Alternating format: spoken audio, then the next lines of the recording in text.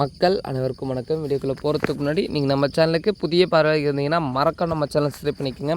வாங்க வீடியோவில் போகலாம். அதாவது கோல்ட்ரிப் இருமல் மருந்து குழந்தைகள் மரணத்தில் தமிழக அரசு அலட்சியம். இபிஎஸ் எழுப்பிய கேள்வி. அதாவது மக்களே, மிக மிக முக்கியமான விஷயம், குழந்தைகளை காட்டி முக்கியமான விஷயம், மறக்காமல் கொஞ்சம் ஸ்கிப் பண்ணாமல் பாருங்கள். அதாவது சட்டப்பேரவை கூட்டத்தொடருக்கு பின் எடப்பாடி பழனிசாமி செய்தியாளர்களை சந்தித்தார். அப்போது பேசிய அவர், சென்னை அடுத்த காஞ்சிபுரத்தில் தனியார் ஆங்கில மருந்து தயாரிக்கும் நிறுவனத்தில் தயாரித்த குழந்தைகளுக்கான இருமல் மருந்து குறித்து மத்திய பிரதேச மாநிலத்தில் சுமார் 25 குழந்தைகள் மரணமடைந்திருக்கிறார்கள். இது குறித்து கவனம் தீர்மானம் அதிமுக சார்பில் கொண்டு வந்து அதிமுக சார்பாக கருத்துக்களை தெரிவித்துக் கொள்கிறோம். ஆகஸ்ட் மாதம் இறுதியில் தமிழகத்தில் உள்ள காஞ்சிபுரம் மாவட்டத்தில் சீசன் ஃபார்மா நிறுவனத்தில் தயாரிக்கப்பட்ட கோல்ட்ரிங் இருமல் மருந்து இந்தியா முழுவதும் விற்பனைக்கு தடை செய்யப்பட்டது.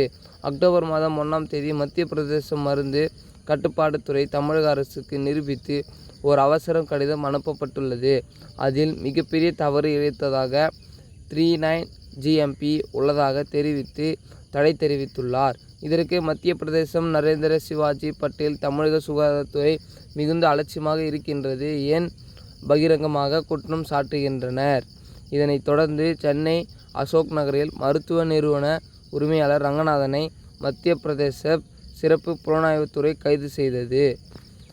அதாவது அக்டோபர் 15ஆம் தேதி மருந்து உற்பத்தி தடை செய்யப்பட்டுள்ளது. தொடர்ந்து சீசன் ஃபார்மா மருந்து நிறுவனத்திற்கு சொந்தமான இடங்களிலும் இடி சோதனை நடத்தப்பட்டது.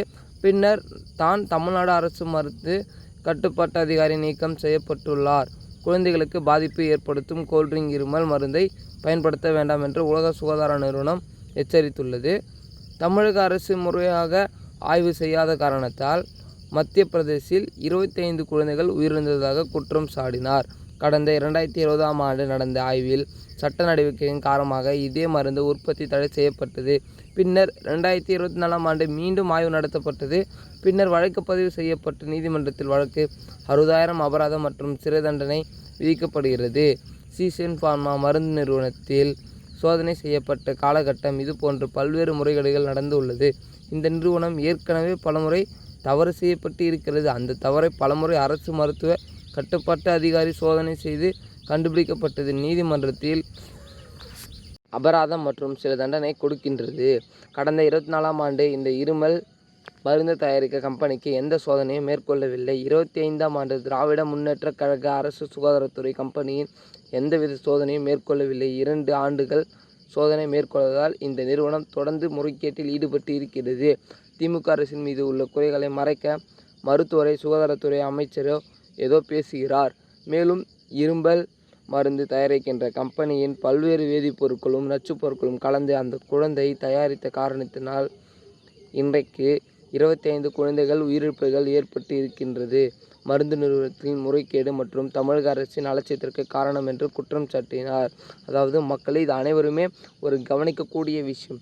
அதாவது நான் என்ற மருந்து சொல்கிறேன்னு சொல்லிட்டு உங்களுக்கு நான் இமேஜை போட்டிருக்கேன், அது பாருங்கள். கண்டிப்பாக தயவு செஞ்சு அந்த மருந்தை வாங்கிட்டு உங்கள் குழந்தைகளுக்கு தரவே தராதீங்க. மேலும் இது தொடர்பான அரசியல் மற்றும் சுவாரஸ்யமான செய்திகளை தெரிஞ்சுக்க நம்ம சேனலை சப்ஸ்கிரைப் பண்ணிக்கோங்க.